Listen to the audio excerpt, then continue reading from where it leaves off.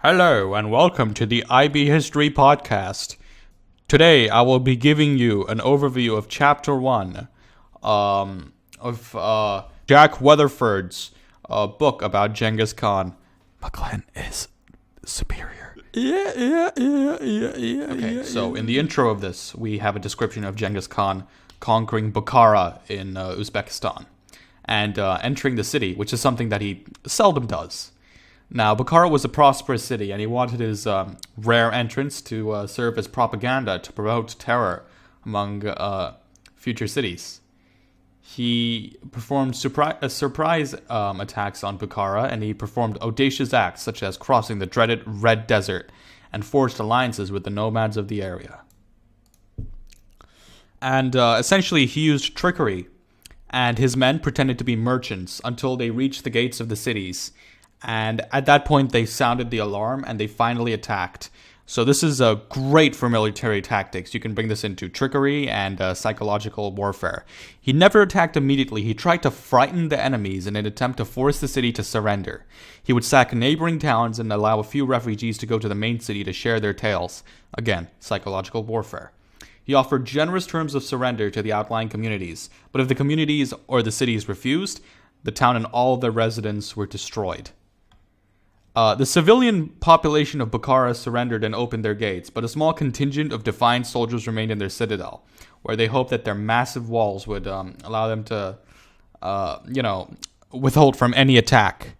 Now, Genghis Khan had actually never been in a building before this entire Bukhara situation, and he was quite surprised to see that the largest building in the city was a mosque, and he was surprised that Muslims believed that,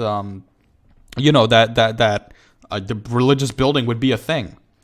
And after taking Bukhara, he of course, personally, by the way, believed in the great Mongolian blue sky, which is essentially like this divine Mongolian, I guess, representation of God. That's typically how Eastern religions go about that sort of stuff. But this is a great time to bring in Genghis Khan's religious tolerance, or more or less the fact that he never really forced people to convert to a certain religion. He didn't really rule under a religious pretense, even though he was a religious person. And what he was most motivated by here was loot of the cities. And he told each of his men to lead one of his soldiers to their stash of cash and gold. And so to go back on my earlier point, essentially he said, "It is the great ones among you who have committed these sins. If you had not committed great sins, God would not have sent a punishment like me upon you." And then, he asked his Mongol warriors to take each of the rich men present in Bukhara and to go and collect their wealth. And he said that he didn't care about wealth above the ground. He wanted the men to uncover their wealth that was hidden. Okay, so next city on Genghis's list was Samarkand. He created huge siege engines and he digged underneath the walls of the city, and he forced the comrades of his surrendered army to run in the moat where their bodies would fill the moat, and then Genghis Khan's machine could roll over them. Again, siege tactics. Now, the Mongols adapted different ideas and tactics from different places that they had conquered or visited in the past to develop new methods of siege warfare. Genghis was also, again, extremely happy with his image of a, barbarian, and he was very proud of the fact that fear and terror were his main weapons that he used to wage psychological warfare on his opinions. He did not want to be known as someone who would be easily placated, and essentially he was known for his terms and conditions, which, if they weren't met, would lead to absolute decimation, but if they were met, it would lead to security. Now, after Bukhara had surrendered, the news had already reached Samarkand, and they promptly surrendered, which shows how effective his tactic of using psychological warfare was against his enemies. Now, this is kind of irrelevant, but just for background knowledge, it was for the next 700 years that Genghis Khan's descendants ruled Bukhara. That was until the Soviets came along, but I don't care about them. Furthermore, Weatherford describes that despite the isolation of Mongolia, they weren't entirely cut off from the world events. So for centuries before the birth of even Genghis Khan, Chinese, Muslims, Hindus, and Christians, Nihonjin wa inakata, they were all like, there, and their culture sort of filtered in, but they weren't really able to survive because of the harsh environment of the high steppes. Ow. Right, so most of the territory of the Mongol clans in current-day Mongolia is more or less the same thing. Just so you know where we're going when I set the stage for the next part, which is about the birth and life of Temujin. That's right, Temujin is this absolute legend's birth name. So, in 1162, Temujin was born into a small and insignificant tribe that was just another member of the Borjit clan, which were again subservient to their more powerful Tayuchid relatives. Now, the closest relatives that the Mongols had were the Tatars and Khitans, who were found in the east, the Manchus, from Manchuria, who were found further to the east, and the Turkic tribes of Central Asia. They all shared common cultural and linguistic heritage, and the Mongols were, sometimes referred to as the Blue Turks or the Black Tatars. They say that they're direct descendants from the Huns, who founded the first empire on the high steppe in the 3rd century. So Temujin, back to him. He was named after a warrior that his father had killed, and it kind of represented the lingering enmity between Mongols and the Tatars, but it probably just refers to the common Mongol tradition of naming people after the same root word. Now, due to trade, Mongols were aware of some of the treasures that existed south from their homeland due to trade. Alright, so Mongolians, they survived on a mixture of hunting in the Siberian mountains and herding on the steppes. Temujin was not highly valued by his father. Back then, people didn't care about their kids. His father once forgot him when they moved to another camp.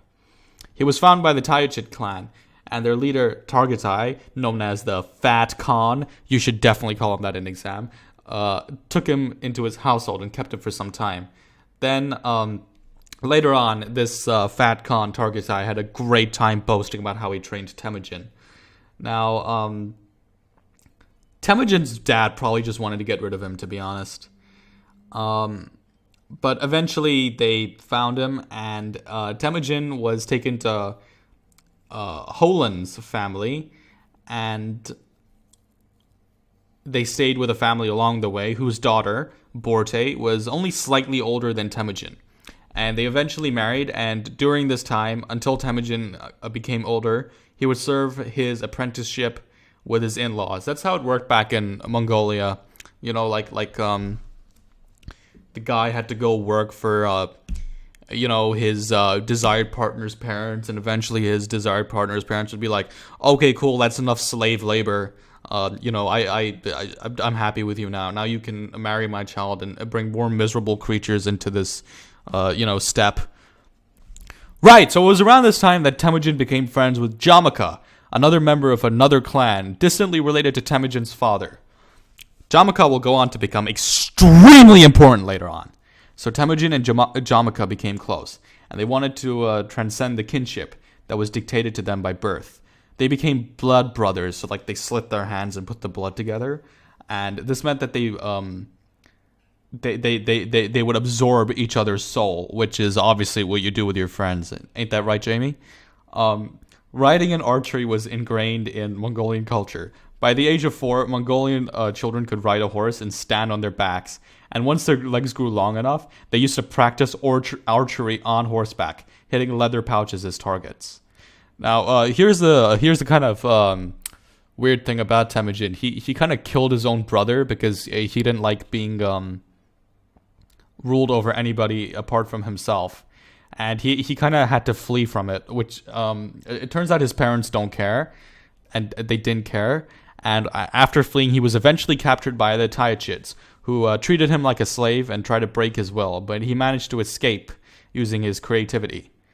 The way he did this was, essentially, it's epic what happened here. So, Temujin had been assigned to the care by the Tayuchids of some little, physically weak boy, and he like smacked this kid in the head with a kang, and knocked him out.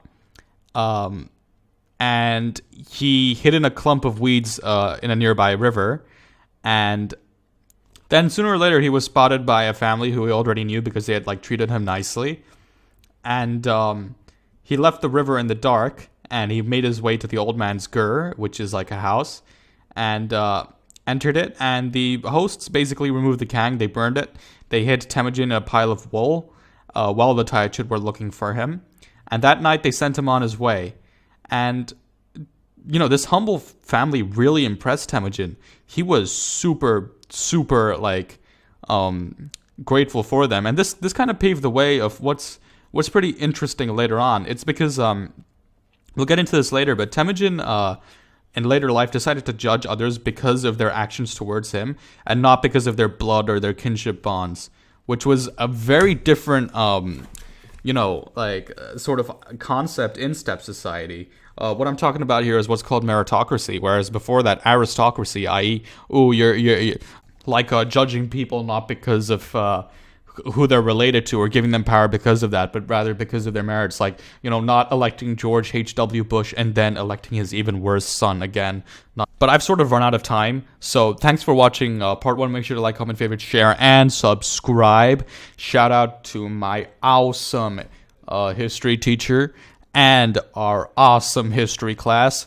We're all getting 7s.